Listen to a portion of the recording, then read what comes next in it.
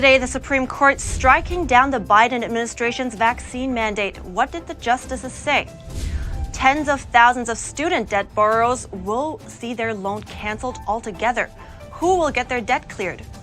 And renting a home in New York City has never been more expensive. How much do people have to pay? That and much more coming up on NTD Business. Good evening. It's great to have you with us. I'm Evelyn Lee in for Paul. The Supreme Court has blocked the White House's COVID-19 vaccine mandate for large private businesses. The justices voted 6-3 to halt the rule. Biden administration officials argued that a 1970 law allows them to impose a mandate, but a majority of justices said the federal government doesn't have the authority, and it's a significant encroachment into the lives and health of a vast number of employees. The mandate would have covered 84 million workers. The court did decide to let a separate rule take effect, which requires healthcare workers to get a vaccine. And Ford Motors market value topping $100 billion for the first time ever. And its stock jumped, hitting another 20-year high this morning. The gains were fueled by Ford's plans to increase production of electric vehicles. Its market value this afternoon was about $102 billion. And with that, Ford is now worth more than rival GM and Rivian Automotive. Wholesale prices jumped at a near record pace in December, and another sign of growing inflation. The so-called Producer Price Index measures prices at the wholesale level before they hit consumers. It rose 9.7% in the year through December. That's the fastest calendar year increase in the history of the series, which dates back to 2010. The Producer Price Index tends to predict consumer price inflation as production costs tend to get passed along to end users. A bit of good news from the report is price growth month over month did slow down from 1% in November to 0.2% in December, suggesting some softening of inflationary pressures. And out on the streets, business owners and customers are feeling the squeeze from the inflation. NTD's Andrew Thomas looks at how high prices are affecting daily life. Small business owners and shoppers in a Washington, D.C. neighborhood on Wednesday said they were struggling to adjust to rising prices amid the highest inflation in nearly 40 years, putting small business owners like Alex Kramer in a tough spot. Of course, we will consider raising prices when we need to, but we're holding tight for a little bit. Things are still fluctuating. I don't feel as a customer myself, I want to go into places where prices are constantly changing. May I put all these in a bag for you? Just up the street, Taya Merle said she started her dream business after being laid off in the pandemic. But prices for products she sells, like olive oil and wine, have gone up. And she fears that many of the everyday products she sells are becoming luxuries.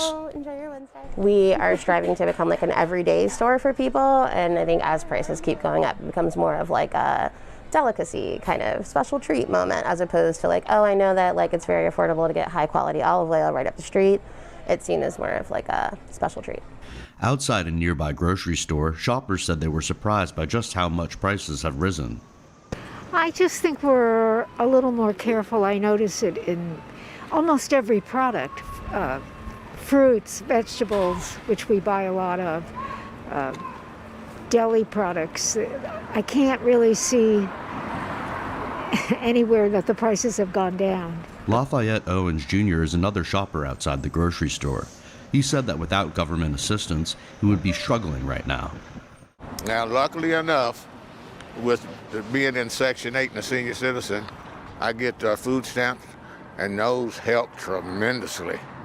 But if I had to pay for that out of my pocket, I don't think I'd be able to swing it because the food is up. Everything's high. In addition to inflation, supply chain disruptions have also caused prices to soar amid the pandemic and the Omicron variant. As the latest wave fades, the hope is that prices will start to go down. Andrew Thomas, NTD News. And renting a home in the Big Apple is getting even more expensive. The average rent for an apartment in New York City hit a record high in December. And looking at a new report from Douglas Elliman and Miller Samuel, the average rent reached $4,400, the highest December rent on record. New lease signings fell for the month of December, but it was still over 18% higher than it was before the pandemic. And as renters are paying more than ever, investors are pouring millions of dollars into virtual land, the record being $4.3 million, the same price as a real-life mansion. So what is happening to the real in real estate? NTD's Fake Quarter takes a look. Investors are throwing millions into real estate, not real real estate, virtual real estate. Virtual land is basically the metaverse, which is subdivided just like the real world is into different communities. Erin Sykes is the chief economist and real estate agent at Nest Seekers International. Though Sykes currently deals only with real real estate, she believes she could be dealing with virtual real estate in the future. We've already seen a lot of brokerages jump onto this trend in the metaverse, which is where I think that our industry is going to evolve. Tokens.com, a public company that invests in crypto assets, spent $2.5 million on a piece of land in Decentraland, one of many worlds in the metaverse, the same cost as a real-life mansion. Republic Realm, a virtual real estate development company, spent a record $4.3 million on a piece of land in Sandbox, another metaverse world. A very scary time to be an investor who actually goes ahead and purchases one of these types of territories. Amir is the CEO of VirtuLeap, a virtual reality startup that creates brain training games. Amir says we are still in the very, very early days of the metaverse. We're going to see all sorts of shifts in the industry, in the technology, in the value proposition of what is and what isn't popular. So, I think the bets that are being played right now are quite brave. Crypto asset manager Grayscale came out with a research report that estimated the metaverse could be a $1 trillion revenue industry. They see opportunities in advertising, social commerce, digital events, hardware, and developer creator monetization. Fake Quarter, NTD News. And how would you like to move to Arkansas? The northwest part of the state is trying to attract entrepreneurs and remote tech workers by offering $10,000 in cash or cryptocurrency and a bicycle.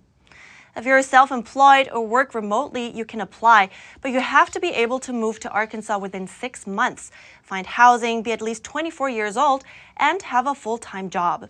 The website for the initiative says the region has more than 10,000 job openings and a shortage of talent to fill STEM jobs.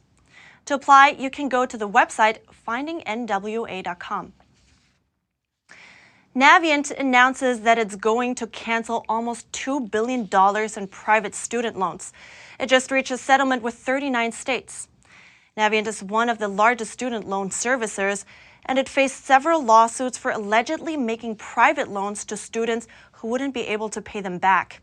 The settlement resolves all 6 lawsuits that were still outstanding against the company, and almost 66,000 borrowers are expected to get their loans cleared. September 26th. That's the date Elizabeth Holmes will be sentenced over 8 months from now.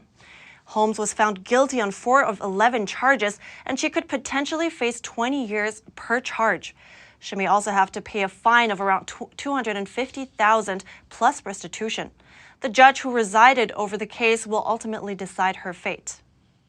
Wall Street's major indexes closed lower today. The Dow fell 177 points, or 0.5%. The S&P 500 lost 67 points, or 1.4%, while the Nasdaq lost 382 points, or 2.5%. And lawmakers introduced 2 different bills yesterday that would ban members of Congress and their spouses from trading stocks. And they're backed by 2 very different lawmakers: Republican Senator Josh Hawley and Democrat Senator Jon Ossoff. One difference is that Ossoff's bill would also apply to dependent children. Another difference is in the proposed penalties for violations.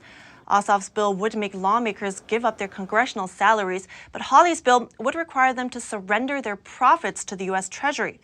Right now, lawmakers' families can trade stocks, but they're not allowed to profit from inside information. The bills face long odds, partly because House Speaker Nancy Pelosi is against a total ban. And China's Evergrande catching a break. getting bondholders approval to delay some payments and in turn avoiding what would have been its first default of domestic bonds. Francis McGuire reports. China Evergrande won approval to delay payments on one of its onshore bonds on Thursday, and that may have just helped the company avoid a messy outcome. Evergrande wanted more time for bond coupon and redemption payments to avoid a technical default, which would have complicated the company's politically sensitive restructuring. Evergrande is weighed down by $300 billion in liabilities, making it the world's most indebted real estate firm. It has so far met payments on the onshore bonds, which make up most of its debt. However, it has defaulted on some offshore bonds. Evergrande's woes are shared by other Chinese developers who have struggled with a liquidity squeeze. Many face defaults and credit rating downgrades due to curbs on borrowing. The World Bank has warned any severe downturn in the sector would be felt throughout China's economy. It said the country's developers' combined onshore and offshore liabilities total almost 30% of the country's GDP. And another blow to China's Ant Group. Cinda, one of China's biggest state-backed asset managers, is scrapping plans to buy a 20% stake in the consumer finance arm of Ant Group. Cinda's deal would have been worth nearly $1 billion and would have increased its stake to 24%. That would have made Cinda the second biggest investor. Chinese regulators are pressuring Ant's consumer finance arm to fold Ant's two lucrative microloan businesses into it, and that would require it to follow rules similar to those for banks. And Cinda is backed by the Chinese regime, which makes the cancellation more significant. The Chinese regime's been clamping down on Ant. That's ever since founder Jack Ma criticized China's financial system in October of 2020. The U.S.-China tech competition is heating up. The Chinese regime has published a major plan to boost its global competitiveness in the digital economy before 2025. At the same time, the U.S. is moving forward with a bill to up competition with China. NTD's Arlene Richards has the details. China's State Council Wednesday published its 14th five-year plan on the digital economy. It covers everything from communications to e-commerce. The digital economy is the backbone of the CCP's digital totalitarianism. They must vigorously develop it. Digital technology is the core of U.S.-China technological competition, and it is impossible for the CCP to give it up. The plan says China must seize the opportunities offered by the digital economy to reorganize global resources and reshape global economic structure. Stephen Ezel from the Information Technology and Innovation Foundation says digitalization is really driving the entire global economy today. Research analysts at the firm IDC estimate that by the end of this year, fully 60% of global GDP will be digitized, meaning largely impacted by the use of digital tools across a range of traditional industries, from agriculture to manufacturing to finance. The document includes 11 chapters focusing on different areas. For example, China will improve the digital transformation of its supply chain in key industries, such as 5G, artificial intelligence, and the industrial internet. Apart from AI and 5G, Ezel thinks quantum computing is another area where China will considerably close the gap with U.S. leadership. Perhaps not so much on the device side, but certainly with regard to quantum applications, such as quantum cryptography. Beijing's digital and technological ambitions have stoked fears in the U.S. After the Senate passed a China competitiveness bill called the U.S. Innovation and Competition Act last year, the House is preparing to move forward. If the House includes these various sub-pieces of USICA, you would see an awful lot of strengthening of U.S. policy towards China on everything from export controls to accessing financial markets to partnerships with university research activities, etc. Ezel thinks we'll see the U.S.-China contest for tech leadership take even more of the headlines in the year ahead. Arlene Richards, NTD News. And a major international energy agency is accusing Russia of being part of the reason for the natural gas crisis in Europe. The head of the International Energy Agency writes in a blog post, "We see strong elements of artificial tightness in European gas markets, which appears to be due to the behavior of Russia's state-controlled gas supplier." Europe is grappling with an energy crisis. Natural gas prices have soared more than 4 times from a year ago. The bloc depends heavily on Russia for natural gas. Nearly half its gas imports come from Russia. Meanwhile, Russia hasn't been sending as much gas to Europe. Soaring energy costs have put pressure on the industry, with more than 20 energy companies having collapsed. British gas and electricity supplier OVO this week says it's going to cut a quarter of its workforce to save costs. And one Dutch climate activist group is targeting 30 companies, threatening legal action to force them to cut emissions. It's the same group that won a court case against Shell. This comes as climate-related litigation has been increasing globally. Here's NTD's Faye Quarter. One group of climate activists is targeting major corporations. It's the Dutch wing of a group called Friends of the Earth, and it has won a historic case against oil giant Shell. Back in May, a court in the Netherlands ruled that Shell must move faster to cut its emissions.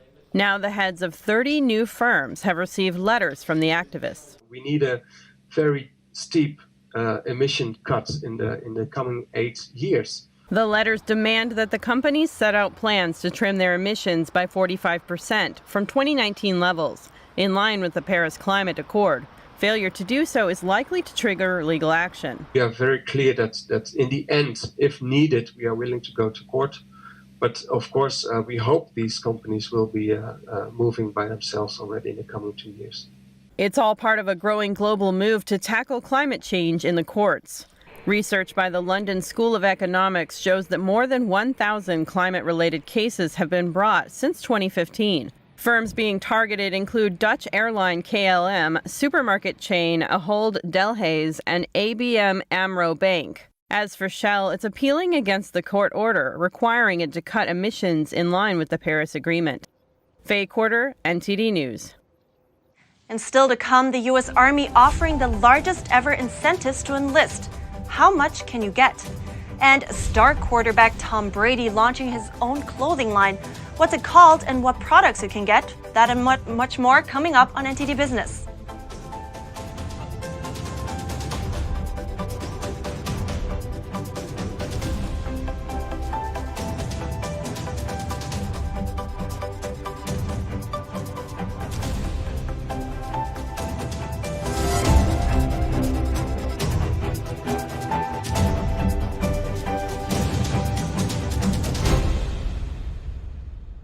It's just clear as day. The media, whether it's broadcast, cable, or print media, has become extremely biased. And I started looking online for alternative ways to get information. And I saw an ad for a free trial. And I looked at it and I said, Epoch Times. I mean, come on, this is end of days type of stuff. I mean, what are they going to be talking about here? And I said, well, it's a free trial. Let me dig in. Is it giving me both sides? Is it giving me an objective point of view here? I have looked for opportunities to see where they might be biased, and I don't find it. It has given me a level of trust in media that I didn't think I'd ever get back. I love the Epoch Times because it has renewed my faith in the idea that a reliable, responsible, non-biased source of information is available. And I can say that I love it because of that. Secure, the true solution for your digital privacy and security. Secure is a private and secure messaging and email solution hosted in Switzerland, using military-grade encryption and Swiss privacy laws, giving you true privacy. Secure is 100% private and does not collect or sell any of your personal data. Secure's Helix technology connects you securely to our Swiss servers without the need of a VPN, guaranteeing privacy and security for all your communications. Secure Messenger doesn't require your phone number or any personal data that hackers target. Chat by Invites allows you to chat privately and securely with anyone outside of your secure network without the need for others to download Secure. Secure Send offers you a private and secure way to email anyone outside of Secure. You won't find this level of privacy or security on any other email or instant messaging application. Visit secure.com. Regain and protect your privacy today.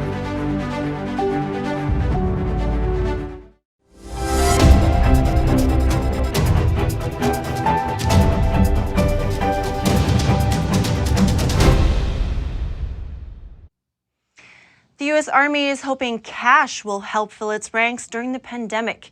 It's offering new recruits up to $50,000 in incentives to enlist for 6 years. The military branch says it is the largest bonus it has ever offered. In the past, recruits were limited to $40,000. How much the recruit receives depends on several factors. The Army says certain jobs come with higher bonuses because they either need to fill them quickly or the positions are difficult to fill.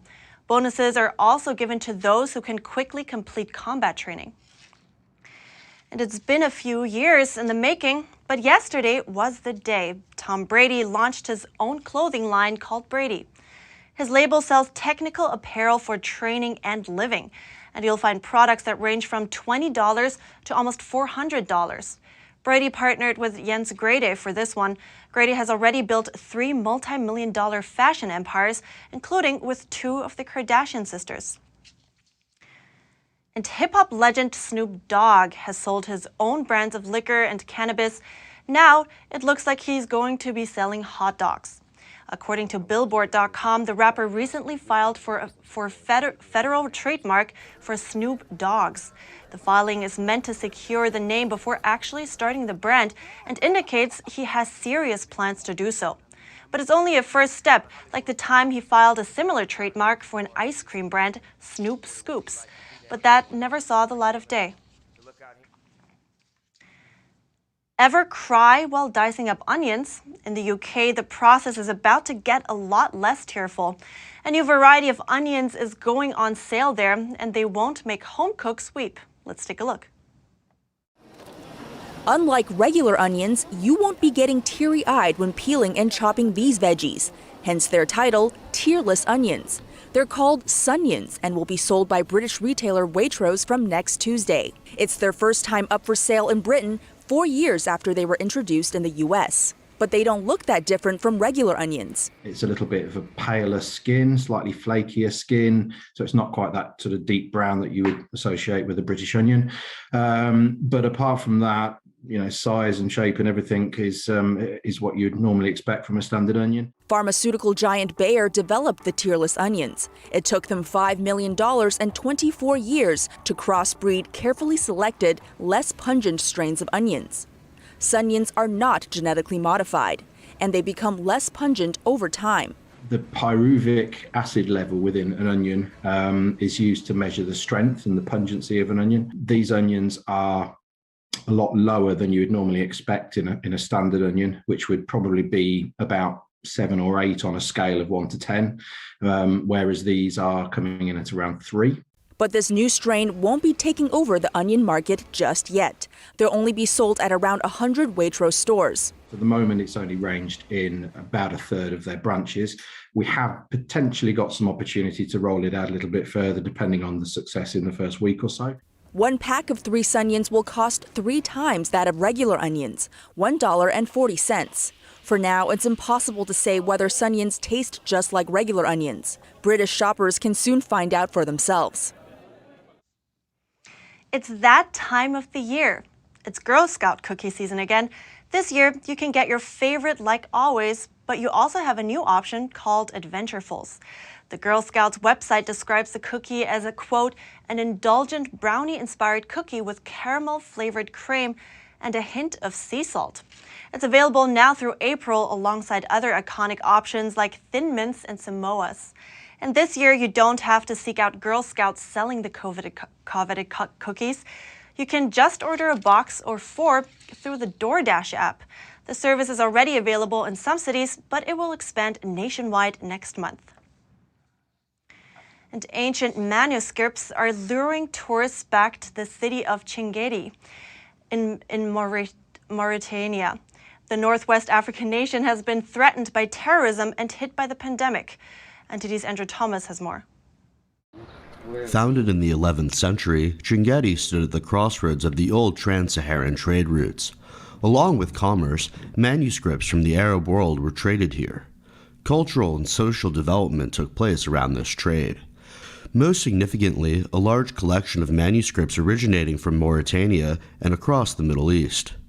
Saif Ahmed Mahmoud is the proprietor of the Ahmed Mahmoud Family Library. The collection began in 1699 and comprises over 700 manuscripts today. Chinguetti has many books, many manuscripts. The most important thing about these books is the religious part of the manuscripts. Today, the manuscripts are under threat from the elements and terrorism. In February 2021, leaders from 5 West African nations and France agreed to step up the fight against Islamic extremists in the region. Chinguetti was once somewhat threatened by terrorists. Chinguetti, which is a corner of wisdom, corner of peace, corner of calm, corner of tranquility, was threatened by this plague.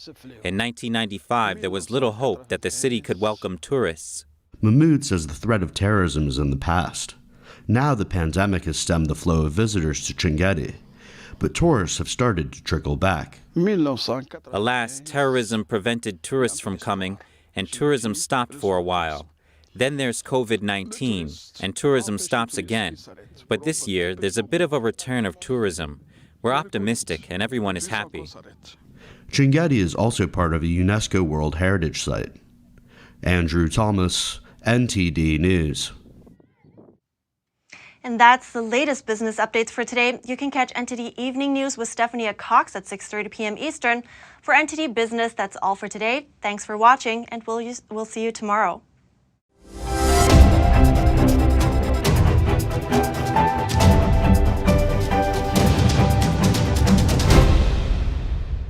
Thanks for watching us on YouTube. Did you know YouTube only keeps selective videos on its platform? So if you want to make sure you get the full picture, just subscribe to our newsletter. Go to newsletter.ntd